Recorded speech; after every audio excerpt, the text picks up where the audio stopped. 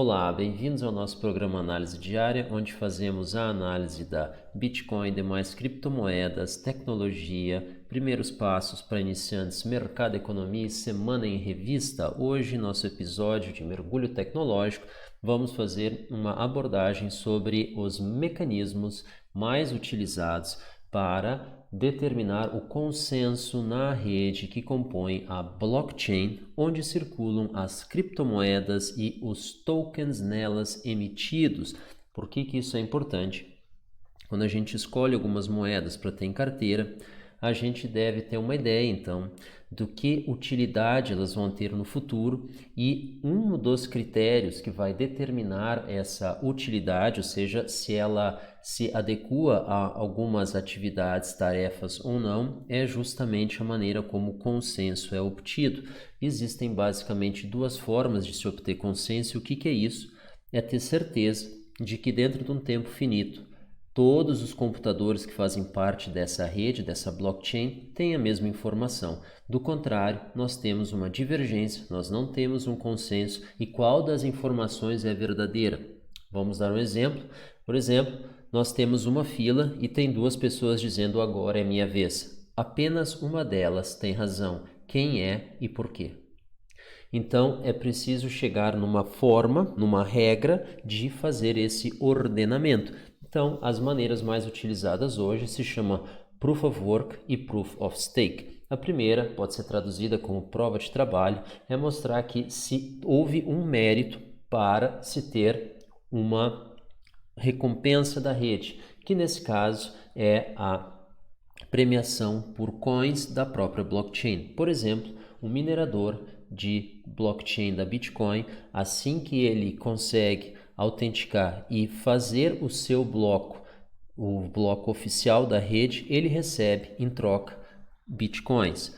Porém, para que ele seja o escolhido, ele tem que realizar um trabalho matemático de desvendar ou obter um número através de erro e tentativa, e para isso ele aloca recursos computacionais e isso leva tempo. Esse tempo é necessário para que a informação que foi emitida anteriormente, ou seja, o bloco anterior a ser minerado, circule pela rede enquanto o próximo está sendo obtido. Do contrário, a gente pode ter desencontro, porque redes muito grandes podem receber primeiro uma parte da informação e depois a outra. Vamos dizer que nós estamos enviando um livro em várias páginas, ele pode não chegar em ordem, algumas páginas mais para o final, pode chegar antes do que páginas mais para o começo, em determinados pontos da rede. Então, o que se faz? Se faz um atraso forçado, um fluxo mais lento, para que as páginas iniciais tenham tempo de percorrer a rede antes que as conseguintes o façam. E esse tempo, esse atraso, é conseguido com o Proof of Work, ou seja, o trabalho matemático que os mineradores que estão autenticando as transações têm que fazer. Como é que é o Proof of Stake? O Proof of Stake ele é diferente. Em vez de se colocar recursos computacionais, se coloca recursos econômicos, financeiros. Então, ele assume uma participação monetária, econômica na rede de alguma forma, por exemplo, tendo coins há bastante tempo, e conforme esse stake, ou seja, essa participação, essa fatia de interesse nesse projeto, ele tem uma probabilidade maior de ser escolhido para ser o validador do bloco seguinte. Às vezes vai ser ele, muito provavelmente vai ser ele, mas não necessariamente. Então isso segue dando oportunidade aos demais que têm uma participação menor, mas na média, quem investiu mais em recursos na rede tem a preferência. Esta é o Proof of Stake.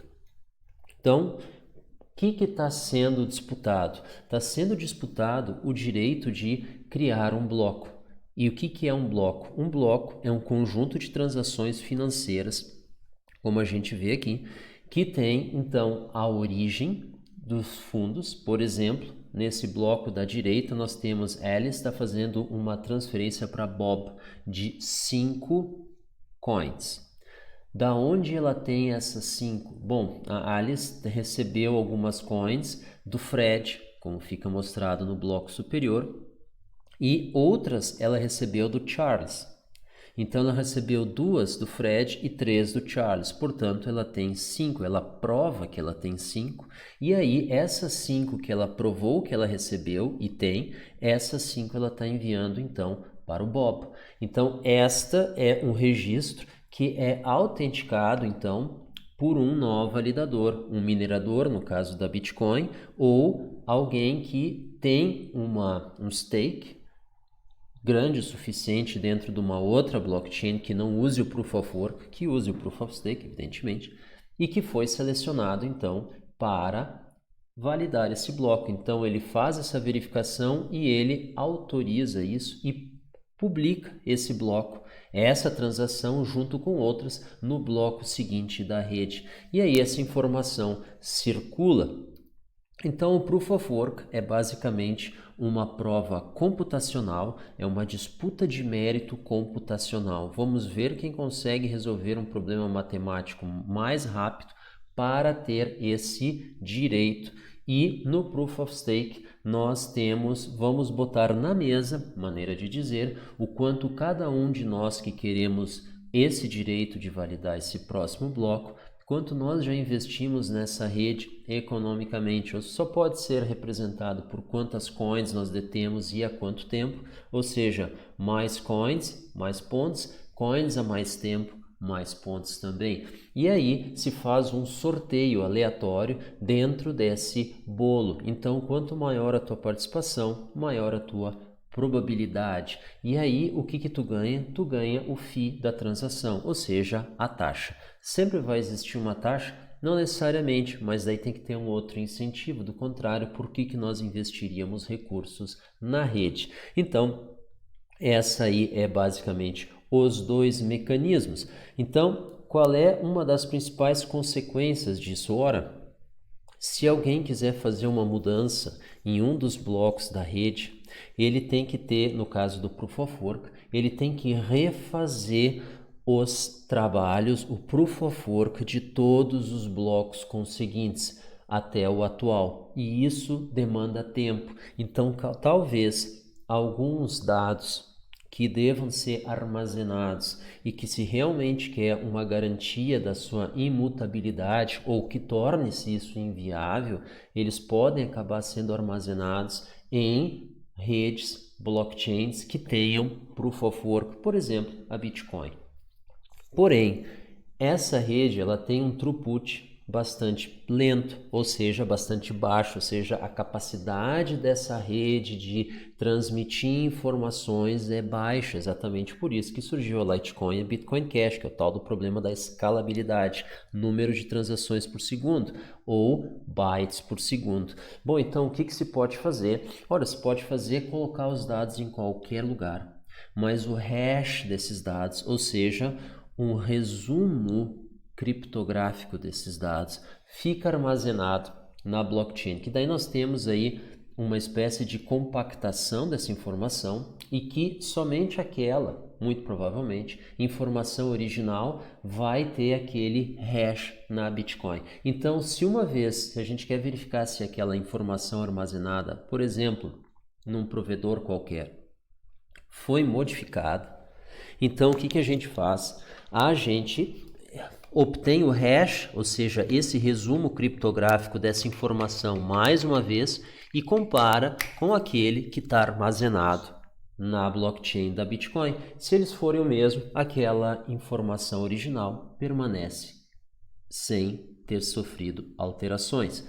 Já no Proof of Stake, para conseguir fazer alguma alteração, basta que tu tenha um controle maior sobre as coins, uma concentração de coins maior. Então, ela tem uma proteção a menos nesse aspecto. Já de outra forma, a velocidade, a capacidade que ela tem de emitir blocos mais rapidamente e de ter nós com menos recursos computacionais, ou seja, ela consegue ser uma rede mais distribuída, isso é mais interessante. Então, conforme as aplicações, se a gente quer uma rede de fato distribuída, tu provavelmente vai para um Proof of Stake, e se tu quer uma rede onde seja bastante difícil de fazer alteração nos dados, provavelmente tu vai para uma Proof of Work. E isso com o tempo vai determinar que aplicações vão rodar em cima de cada uma. Do que nós estamos falando? Nós estamos falando de aplicações distribuídas. Eu vou dar um exemplo. Se tu quer alguma coisa que seja user-friendly, tu provavelmente vai para usuário Windows. Agora, se tu quer alguma coisa que seja mais segura ou que seja mais robusta, ou que tu consiga fazer uso com um hardware mais limitado e ainda assim ter uma performance superior, tu vai para o sistema Linux.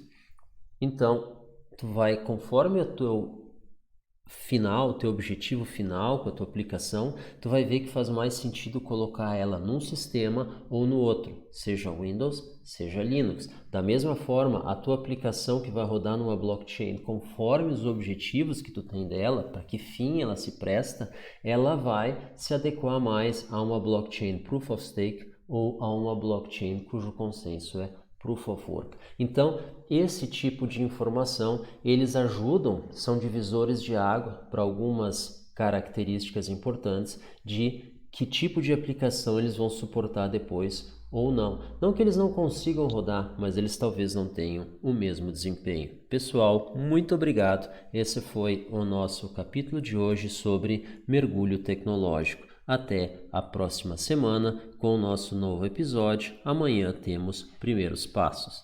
Tchau!